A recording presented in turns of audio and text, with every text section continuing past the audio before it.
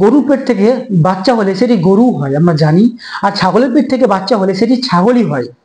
কিন্তু মানুষের পেট থেকে বাচ্চা হলে সেটি মানুষ হয় না, তাকে মানুষ করতে হয়, তাকে মানুষ বানাতে হয়। আর আমি আপনাকে আজকে বলবো একটি ছোট্ট শিশু সন্তানকে ধাপে ধাপে মানুষের মতো মানুষ করতে কি কি দরকার। আপনাকে আমি বলি, গবেষণায় প্রমাণিত বাচ্চাকে ছোট থেকে ধীরে ধীরে মানুষ করার জন্য 3টে স্টেজ আছে। তার 1 নম্বর স্টেজ হচ্ছে মাতৃত্ব। অর্থাৎ বাচ্চার বয়স যখন 0 থেকে 5 বছর বয়স, তখন বাচ্চাকে আপনি দিয়ে যান মাতৃত্ব। মাতৃত্ব মানে কি? মাতৃত্ব মানে হচ্ছে বাচ্চাকে ভালোবাসুন। শর্ত একটাই, যে কোনো শর্ত থাকবে না। অর্থাৎ বাচ্চাকে এই সময় নিঃশর্ত ভাবে আপনি ভালোবাসেন, শর্তাধীন ভাবে ভালোবাসেন, কোনো শর্তই থাকবে না, একেবারে নিঃশর্তে ভালোবাসেন। এর মানে কি? এর মানে হচ্ছে বাচ্চাকে আপনি কিন্তু এখন বকাঝকা, হাতাহাতি বা লাঠালাঠি করতে যাবেন না। এই সময় শুধু আপনাকে দিয়ে যান নিখুঁত মাতৃত্ব, অর্থাৎ নিখুঁত ভালোবাসা। আনাস রাদিয়াল্লাহু তাআলা আনহু বলেন, আমার নবীজির চেয়ে এত দরদি শিশু সন্তানদের প্রতি, নবীজির চেয়ে এত দরদি আমি আর কাউকে দেখিনি। অর্থাৎ এই যে নবীর এই যে নববী স্টাইল, আমরা এই নববী স্টাইল থেকে দেখতে পাই একটা ছোট্ট বাচ্চা তারা খেলছিল, তার বয়স মাত্র 5 বছর। সেই বাচ্চাটা বলছে, আমরা যখন খেলছিলাম তখন নবীজি আমাদের দেখে সালাম দিলেন। তাই আপনি এই সময় বাচ্চাকে সালাম দিন, তাকে কোলে নিন, তাকে চুমু দিন এবং তাকে আদর করে কাছে রাখুন। তাকে বকাঝকা, তাকে হাতাহাতি এবং লাঠালাঠি করতে যাবেন না। স্টেজ 2 হচ্ছে নেতৃত্ব। অর্থাৎ বাচ্চাকে যখন বাচ্চার বয়স আপনার 6 থেকে একদম 14 বছর বয়স পর্যন্ত, এই সময়টা হচ্ছে নেতৃত্ব দেওয়ার সময়।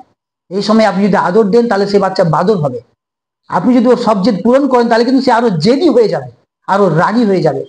তাই এই সময় বাচ্চাকে কিন্তু কি করবে, আপনি কিন্তু নেতৃত্ব দিয়ে যান। আর নেতৃত্ব মানে কি? নেতৃত্ব মানে হচ্ছে বাচ্চার সত্যিকারে আপনাকে শ্রোতা হতে হবে। বাচ্চাকে আপনি আগে শুনবেন, তারপর শোনাবেন, আগে বুঝবেন, তারপর বুঝাবেন।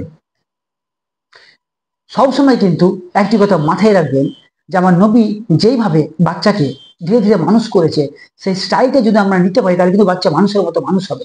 এবং এখানে আমরা দেখেছি, আল্লাহ রাসূল সাল্লাল্লাহু আলাইহি সাল্লামকে আমরা দেখেছি যে ছোট ছোট বাচ্চাদের তিনি কিন্তু, তারা যদি কোনো ভুল করতো তাহলে কিন্তু তিনি নেতৃত্বের মতো করে তারা কিন্তু সেই ভুলটা বুঝিয়ে দিতেন। যেমন একদিন একটি বাচ্চা ছেলে ঢিল দিয়ে খেজুর গাছে ঢিল ছুটছে খেজুর খাওয়ার জন্য। নবীজি তার পাশে এসে বললেন, কি রে বাবা, এভাবে ঢিল ছুটছো কেন? দেখুন কি সুন্দর স্টাইল। তখন বাচ্চাটি বলল, আমি খেজুর খেতে চাই। তখন নবীজি বললেন, এভাবে ঢিল ছুঁড়ে খেতে নেই, নিচে যেগুলো পড়ে আছে সেগুলো খাও। তাহলে আমরা যদি এইভাবে বাচ্চাকে, যখন বাচ্চা কোনো ভুল করবে তাকে কিন্তু আমরা শুধরে দিতে পারি, তাহলে কিন্তু খুব ভালো হয়। এবং 3 নাম্বার, বন্ধুত্ব। বাচ্চার বয়স যখন 15+ অর্থাৎ 15 পেরিয়ে যাবে, তখন কিন্তু আপনি তাকে আর মাতৃত্ব নয়, নেতৃত্ব নয়, এবার কিন্তু আপনাকে বন্ধুতালি করতে হয় বাচ্চার সাথে। খুব সুন্দর একটা এক্সাম্পল দিতে পারি। ইব্রাহিম আলাইহিস সালাম যখন রাতে দেখলেন স্বপ্নে যে তার সবচেয়ে উত্তম জিনিসটাকে কুরবানি করতে হবে, তখন সকালবেলায় তিনি কিন্তু সরাসরি কুরবানি করতে যাননি ইসমাইল আলাইহিস সালামকে, বরং তিনি ইসমাইল আলাইহিস সালামকে জিজ্ঞেস করলেন, তার মতামত নিলেন। কি? হে প্রিয় বৎস, তোমাকে আমি কুরবানি করতে চাই, আল্লাহর রাস্তায় তোমাকে আমি কুরবানি করতে চাই, তোমার মতামত কি?